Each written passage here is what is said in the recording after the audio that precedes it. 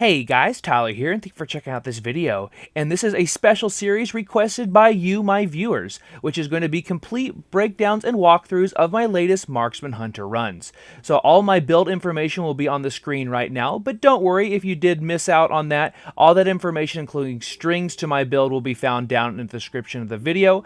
I hope you guys enjoy these runs. Please leave me your feedback down below. I'm always willing to make videos that you guys want to see here on YouTube, and I can help as many marksman hunters as I possibly can. I hope you guys enjoyed this run, and let's go ahead and get to it. Mr. Eggplant presents.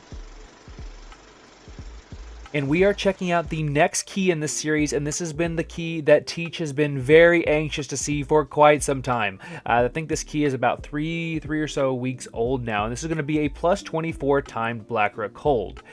So we're going to start off with this key here really quick. So I'm going to do my big opener, and I know that we're not going to lust this pack since it is tyrannical. We are going to be lusting the boss. So here I throw down my volley, then explosive shot, then do my true shot, or excuse me, then death chakram, then true shot, and then I just go rapid fire, aim shot, rapid fire, aim shot, rapid fire, so on and so forth. I didn't use my pre-pot because I'm going to be using that on the boss whenever we have a lust, and then I'm just going to be doing as much damage as possible. If I had some abilities that I could have done some moving of some of these ads, it would have been ideal, but you want to make sure and interrupt Soul Blast. I could have been doing a better job of using my Ice Trap. In fact, I don't usually use it at all for an interrupt, and I really should. That's something that I need to get better at as a player.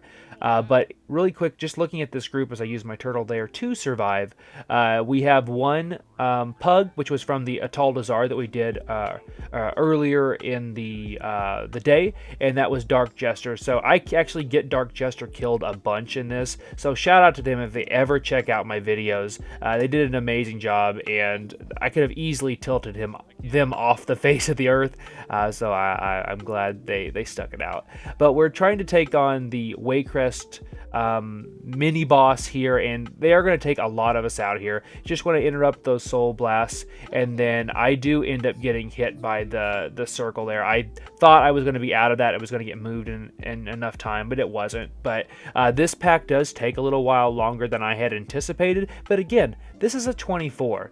And just really quick, talking about the affixes, is a +24 timed Black Rook hold, and the affixes are tyrannical, volcanic, and sanguine, as you can probably tell. So I got like absolutely pancaked there. Didn't end up dying, but it was very close. And this was also with Drooly, Dan, and Teach as rounding out the rest of the group. They did an amazing job making me look way better than I am, and I really appreciate them sticking with me, because this is a rough key for me, and that's one of the main reasons Teach wanted to see it. So I have all my cooldowns here, by the way. So I'm in my head, do I need to use my true shot to kill this ad? If that's a yes, then I'll use it. If it's a no, I'm saving it because I want it up for every tyrannical boss. But now that Lady Ravencrest is down here, or getting down, although I was very surprised I got hit by that frontal. It must be a little bit bigger of a cone than I thought it was going to be, because I'm like way out here. You want to make sure and keep the glaive toss away from everybody else in your group. Tyler, I should definitely know better when we get to the second boss. So I kind of alluded to it earlier. I'm going to go ahead and spill the beans now.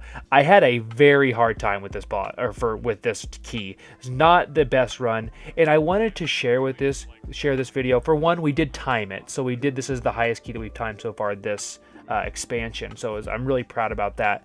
But it's super easy for me to show you guys keys where I do well. It's much harder to show you keys where I'm a liability. So on the second boss, I'm definitely a liability in this run. But here I'm going to go ahead and use all of my cooldowns. We'll talk about Ilisana here in just a few minutes. Trust me, we spend a lot of time on her. But I'm going to go ahead and use all of my cooldowns here. I'm going to go ahead and bait the scythe out, and then I'm just going to continue to extend my volley as much as possible. So the echoes are going to come out. They did not pick me, but if they do pick you as the DPS, you want to watch out. Don't get in the pie slice there with the Reap Soul. You just want to move just a little bit at a time. That way you're not spreading it all over the area here. I got a really nice amount of burst to start off this encounter. Got almost up to 400k there, like sustained. I'm going to go ahead and hold on to my life there and not get hit by the the pie slice once again, the reap soul. And here we're already at almost 50% on the boss before we have any sort of transition. And then I got the scythe the first 2 times, so I just baited those away from where we were standing. And then my goal, and I say it each and every time we do one of these keys, is my goal is to just extend my volley as much as possible with my rapid fire. So here we have all the souls coming out, so I'm going to go ahead and throw down a binding, and then you want to kill those souls, because every time a soul reaches the boss, that means the boss, when it does an explosion, will do more damage. So if everybody has an immunity, it's not a big deal, or you're on a lower key, but this was going to hurt because it's a level 24 key. So as soon as this explosion happens, this soul burst, I'm going to go ahead and use my turtle here, negate that entirely. I usually tell my group, hey, I'm going to turtle it, and we usually don't see another. So here we're just finishing up the boss. We're at 35% health. I threw down my volley, then followed it up with rapid fire, then used my aim shot, because that aim shot has a 15% chance plus the 4-set chance of spending 35 focus to reset the cooldown of your rapid fire entirely. And then also, if it does do that, it will be double tap, so it'll do a lot more damage. So Dark Jester did a really nice job of catching up to me in the DPS charts. I finally just used my true shot. I'm going to be stacking up that bullseye amount of crit here really soon in 1%. There you go, you start seeing those stacks pop up. So I'll have upwards of 80+%, actually more than that, because I have true shot, and all of that damage is going to be doing 20% increased damage if it is a crit. So we're here, 10% left, finishing this off. Going to have the scythe come out again. I'm just going to sidestep that, make sure Teach doesn't get hit by it, and then we are going to be waiting in front of a door here, and the first boss is down. So we have 6 deaths so far. I think we end this at like 13 or so. So again, it's not like a super clean run, and a lot of it had to do with that very first pull. We just barely didn't get enough killed. Like it was so close. If this had been a fortified week, we would have lusted there, and we would have probably actually killed it. So the Ilisana fight, and I'm going to apologize, I'm a little under the weather, but I wanted to make sure and get a key out here. The Ilisana fight, I thought I knew the fight. I really, really did. I come to find out that I was remembered the fight from Legion. That was not the case. And normally when we come in here, even at a 20 Tyrannical, which we did on the channel a couple of different times, I hope you guys will check out those videos, the fights don't last that long because we're doing a lot of damage, and my group's done a really nice job of doing a ton of damage in keys. Various groups I've done it with too. But you're going to see really quick how I mixed up what some of the abilities did, and I killed people in my group. So sorry Teach, sorry Jester, that's definitely on me. And sorry to Drooly and Dan for making this much harder than it needed to be.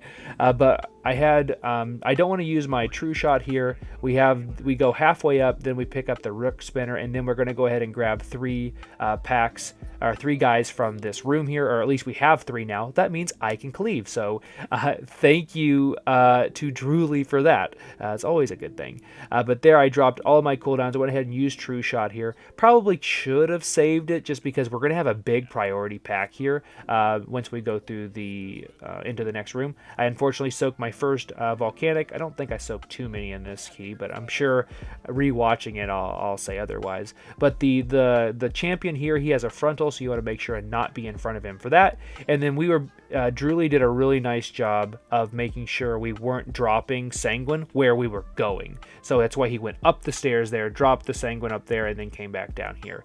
So here we're just trying to honestly burst down this pack as much as possible. The nice thing about, and you want to stay out of that circle there, the nice thing about the way we did that pull is that this is a dangerous pull if you pull the things like right in front of the door and this stuff all at the same time. So here I'm just cleaving off of the Risen Arcanist, and you want to try to interrupt that as much as possible. And then usually the little ad dies on its own because it's not an elite, so it dies pretty quickly. So there goes the archer, and the archer will jump randomly to a player and then start shooting a volley. Volley does a lot of damage. If you get caught in the volley, run through it, as in like run through the character, unless you're the archer, I should say. Unless you're far away, then try to get out the other end. But just go ahead and try to run through it as quick as possible. Don't stand around or use a cooldown if you absolutely have to. So here we are just pulling these big packs here until we get up to Ilisana. I'm going to go ahead and do my normal rotation here. I guess I should say I changed it up a little bit. I started with volley there. Was in a really bad spot there where everybody got hit by the dot. It jumped to me, so that was really on me. What I should have been is down towards the floor, because otherwise if this archer jumps to me like the cat did, and the archer jumps to me and just starts spraying down all over them, they cannot get away from it, and that's because of my poor positioning. So that's what you're going to see right here. So everybody is going to be hit by that because I should still not be up here, and I am. So again, I say all that to say this. I always have room for improvement, and you guys know every time I comment on one of these runs, I always try to tell you I'm trying to get better as a player, and sometimes making mistakes and being able to watch these is the way I do learn. And this was actually the main reason I started uploading videos like Mythic Plus videos to my channel back in BFA. Wasn't for you guys to watch them, but was for me to watch them back. So here I'm going to go ahead and do a big pull here because I know I should have enough time before Ilisana. And then also, as I'm going to take some damage there from the archer, it was a nice knock up there, by the way. We are going to just use everything on cooldown, and then we know we're going to lust Ilisana, so we're going to want to have our true shot and potion up for that. Unfortunately, I did use my pre-pot during this pull, but it was probably a good idea because we did need to melt them pretty quickly, and we did that. So here I have a minute and a half left on my true shot, and we have 3 minutes left on sated, so there's not really much we can do there. I'm going to go ahead and misdirect to my tank, and then try to use line of sight to the best of my ability here, and then we are just going to avoid the frontal. We're going to try to have good baits for the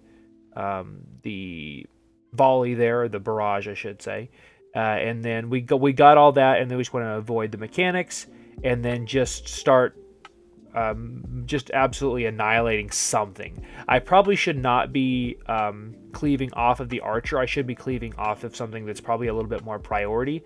But at this point, I won't lie, I didn't fear this pack nearly as much as I feared the one before it, because there's a lot of CC that needs to go out. And this one just had, what, 2 archers, 2 scouts, and an Arcanist, but the Arcanist died really quickly. So then all we have left is the commander, and he's the one with the frontal. So in my head right now, I see I have 25-ish seconds left on my true shot. I have all my cooldowns up except for that, so I can probably use all of them except for true shot at this point if I did have it up. And we have a 3-pack here, so I'm going to go ahead and use volley, then follow it up with my Death Chakram, Explosive Shot, and then just try to pump as much damage into these as possible. Looking at my timer, my internal timer I should say, which was a good bait there for the archer. We make sure we get it pointed towards the wall as much as possible, and then we are basically ready to rock and roll. I have 15 seconds left on volley, give or take here. True shot's up. My Death Chakram is up, my Explosive Shot will be up, and we are ready to go for Ilisana, and boy howdy, do I not realize what's in store for me. So, if you guys have any respect for me, you're probably going to lose a little bit of it here, but this was not a good encounter for me. Tyler learned a lot. So I'm going to go ahead and use my Hunter's Mark on here and use Rapid Fire, Explosive Shot, Volley. So this glaive, I should not be next to Teach. I just put that bleed on Teach and multiple people for that point. Now Dark Rush, I should be running over to them, and I'm not. If you get rushed on and you are the last person, like I was there, Brutal Glaive comes out again, I should be far away from everybody else. I just mixed them up, and that was on me. So we got some good damage on Ilisana so far here, but what I should have done was, if you get the glaive, turtle the first one because you can get rid of the bleed entirely. You want to interrupt Arcane Blitz. I get massacred by it, so I am the first death in this encounter. So I'm going to get rezzed here in just a few minutes, or maybe like a minute at this point, but again, shout out to Dark Jester for doing a lot of really great damage there, and really padding his damage now because I'm going to kill his damage real quick. So here, the I-beam comes out. It will pick your healer or it will pick your ranged. If you have a monk healer, it will tend to pick your ranged, since monk is considered a melee spec for most of these reasons. But you can just stand there in one spot and it'll just put the poop puddle. You won't take damage from it, and then it won't spread it all over the floor. So unfortunately, Teach is he gets the glaive on this one, so I don't really have to worry about it here. But I have Dark Rush here, and like I said, I was starting to say earlier, if you are the last person that gets rushed, you want to use some sort of cooldown. Unfortunately, I'm going to stand right next to everybody here. Dark Jester got absolutely annihilated by that bleed. I'm getting annihilated by the bleed. I'm using my cooldowns. So I still didn't use Turtle. That was something I honestly didn't know that I wouldn't get the application. Here comes the... unfortunately, I did it too late there as well. So I ended up not only killing Dark Jester, wasting my cooldown, but also still getting the bleed on me. So again, I'm not trying to be like too harsh on myself here as I die again, but there, unfortunately, on 24s, for example, like if you don't know the fight, it kind of shows, and kind of showed. So I actually apologized to Dark Jester after this. I should have waited here. Luckily, I didn't get hit by the glaive. And at this point in this run, which there is the shield there that will get rid of that bleed on Teach, I am getting not yelled at, but Teach is letting me know that you should be not doing that. And the glaive, actually, when it hits you, it's a bigger AOE than you think it's going to be. So here I'm just going to go ahead, and we have the next ads coming out, so we're going to cleave off of the Risen Arcanist, and you have to watch out for the volcanic. Like the volcanic was going to knock me up there, so I think I get the I-beam the entire time here, which if you're a Beast Mastery Hunter, this isn't a big deal. You know, you don't have anything that's an actual cast, but for Marksman, it means I cannot use my aim shot. So that's one problem with Marksman in this particular situation. But we're just cleaving down the ads, and then Ilisana will rejoin the fight. I got the extension to volley, so that'll allow me to cast a few more aim shots here. And this fight has went really long. We're at almost 4 minutes, and that's because Teach has died, Dark Jester has died, and it was not his fault, and I have died twice. So I'm really proud of the group as a whole, because I'm pretty sure at some point somebody had asked, hey, are we going to wipe? And they said no, and I think that was a really great call, because it allowed us to get through this, which we knew was going to be at this point we knew this was going to be the hardest part, because the third boss isn't difficult, and the fourth boss, as long as you do the mechanics, which I definitely knew those, would not be a big deal. So here I got the bleed once again. What I should have done is, I'm going to run over here for Dark Rush, is I should have used my defensive to lessen the bleed. So we actually had a Teach die again there, just because he got rushed again. The glaive comes out. Ilisana is going down. I finally learned I didn't get hit by the bleed there. And this is where the apology tour comes out. So 100% my fault. I'm going to give everybody in this group a ton of credit, because they could have easily just said, you know what, never mind. And I really am appreciative, as we lost Teach there. It looks like he walked out into the boulder. Those boulders come around there when you least expect it, I tell you. But again, I'm really proud of this run, not because I played well, but I was able to learn things throughout the fight, and I was able to say, hey, that was on me, and I learned from it. So we've actually been in here 3 times on Tyrannical since then, not at a 24, but I did the mechanics correctly. So that definitely does make me feel good. But we're going to have a big pull here. So I threw down my my Death Chakram, then volley, explosive shot, and now I'm just going to go rapid fire, aim shot, rapid fire, aim shot, rapid fire. Or if rapid fire comes up quicker than that, and that means it's going to be double tapped, you'll definitely want to prioritize that. And you just want to make sure you have volley up the entire time you have true shot up. setup. You can do that on AoE, you can do that on single target. Doesn't matter. It's I really like this tier set, and I'm glad that it's going to be around for Season 4. So here we have a lot of blood pools, the Sanguine, so you don't want to obviously take damage like I just did there, but also you don't want to get hit by that dude, because he hurts. He hurts real bad, and you don't want to run them through Sanguine if you can avoid it. I don't know if I should have probably tried to use Binding Shot. I don't know if you can actually bind those guys when they're doing that or not. That'll be something that I'll have to try out at some point. You know, better late than never, right? So I threw down my volley there, then I immediately followed it up with a rapid fire to get the extension, and then I'm going to go ahead and use my rapid fire again when I have trick shots, and then that allowed me to have volley again. So here there's all these ancient potions that are about to come out. Luckily we got a really good knockdown from our monk, I believe, on that one. Either that or it was a stun by a Chaos Nova. Just avoid the frontal here as much as possible. That indigestion means business. It hurts. And luckily for us as well, they've nerfed Sanguine, so like if you're in multiple Sanguine pools, it's not like you're going to go up 1,000,000% really quick.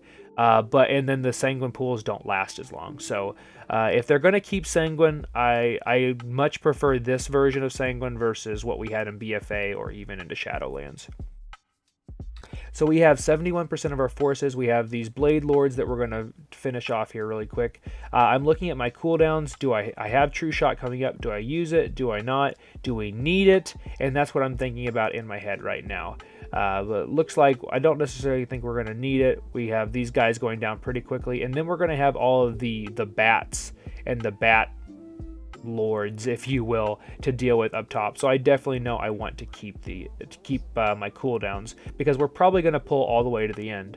Now these blade lords do have something that needs to be purged, which Tyler, you need to hit the purge. There you go. So better late than never on that one as well. That should be like the term of the day for this run. But I learned a lot, and there's no, like, you can have the worst key in your life, but if you're learning something, it's not a bad key.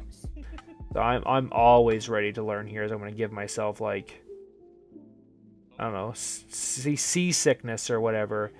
So we did lose a couple people to rocks throughout this run, so that's going to bring us up to 13 deaths. So we had a little bit more than 13 deaths now that I think about it, because I end up dying on the last boss because I almost get one shot by the dude. But he's going to go ahead and pull this Dominator over here, so that way we don't get any extra of the fell bats, and then we're just going to absolutely annihilate this stuff. And I probably shouldn't have used True Shot here. I should have held it. Knowing what's coming next, I should have held it. But, you know, it is what it is. So the Fell Frenzy will put a stack on all of the Dominators, the Fellspite Dominators here, and there are a bunch of them up the stairs that we're about to see, and they will actually buff each other. So if you don't get all the interrupts, like for example with us with Countershot, we have a 24-second cooldown on that. So if you pull too many, there's a good chance they're all going to get ginormous and you're going to wipe. So that's something to keep in mind if you are running through here and trying to run this all the way to the end and not have like Mongo damage or just absolutely crazy stuns and CC. So they're going to sick the bats on us, so you want to make sure the bats are dead as quickly as possible. So we got some defensive cooldowns that went out there. I was face tanking just a little bit, got the interrupt on the Fell Frenzy, and luckily we didn't do the big pull, as in like the rest of them that are in this room too. I think it's kind of in front of me now, but it's to our right as we were walking up. So I'm going to use my exhilaration here. I am still kind of face taking them, but they are a fixate, so there's not really much you can do about that. And then we're going to do the final little pull here. I let that Fell Frenzy go out. I guess I thought I would be okay. I don't know.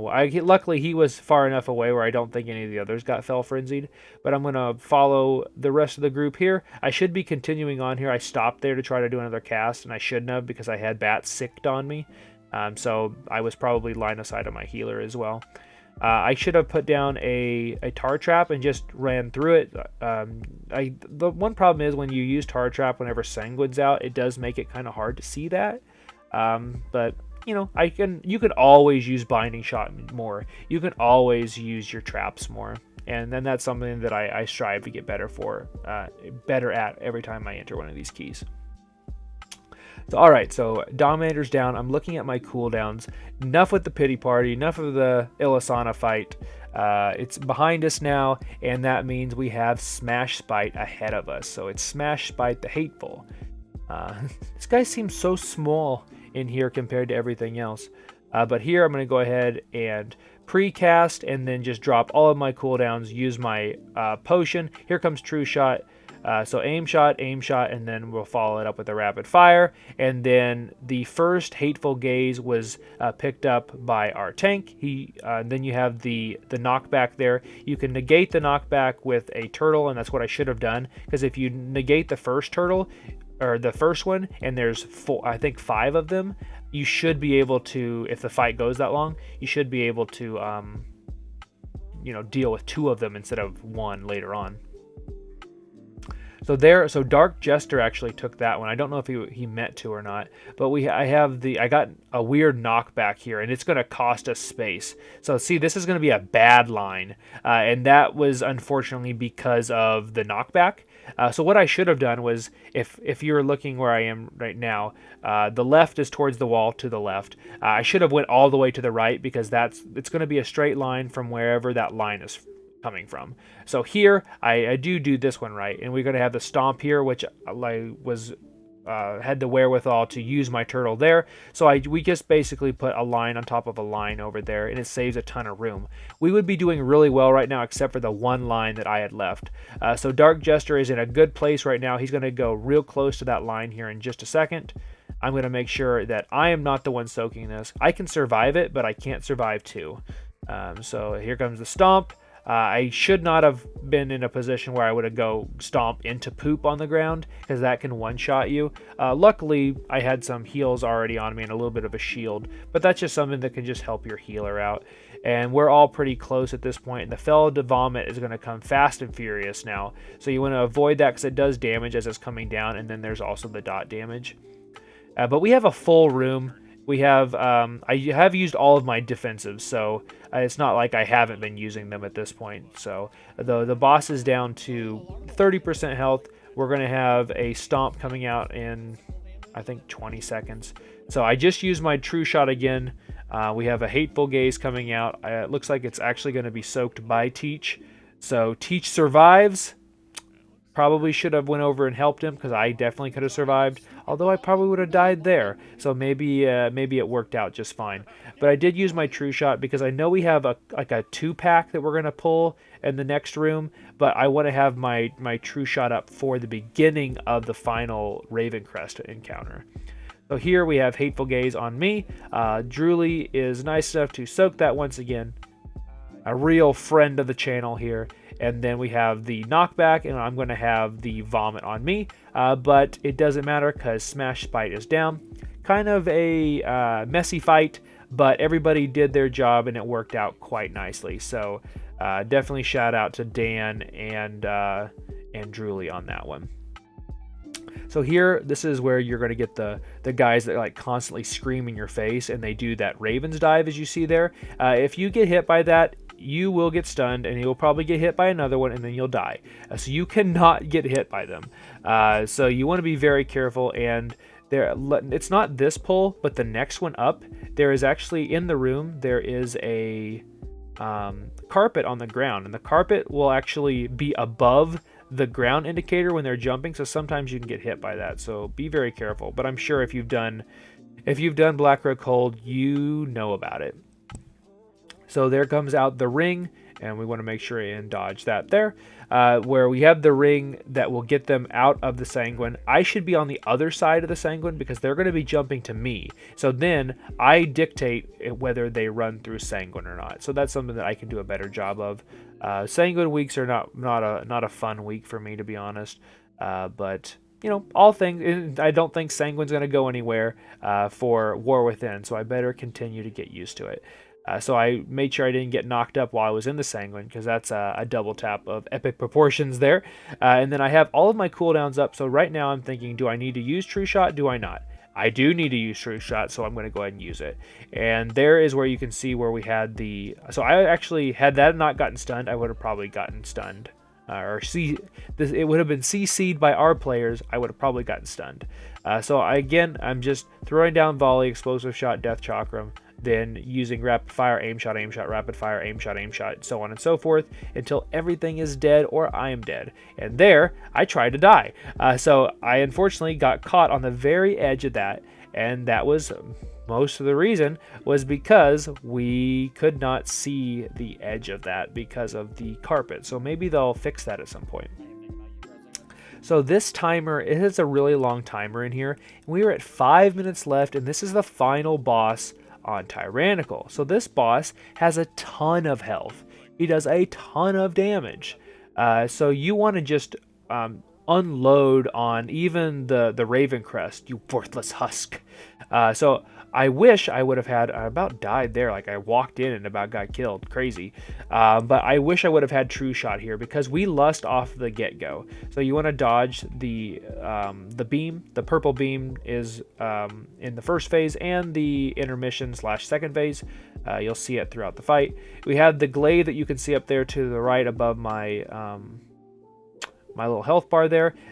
I just can't believe how much damage these random shadow bolts are doing, but they do a ton of damage. But you just want to avoid the whirling blades. They do kind of dance in the same area that they were thrown, so you want to bait those in good spots. And then also we are gonna get this guy down to 10%, and then that's when the real boss comes out and plays. I don't know if it's actually 10% or not, but here comes the Dreadlord, and this guy is going to do a ton of damage to us right away. So this first Shadow Bolt volley will most likely one-shot me.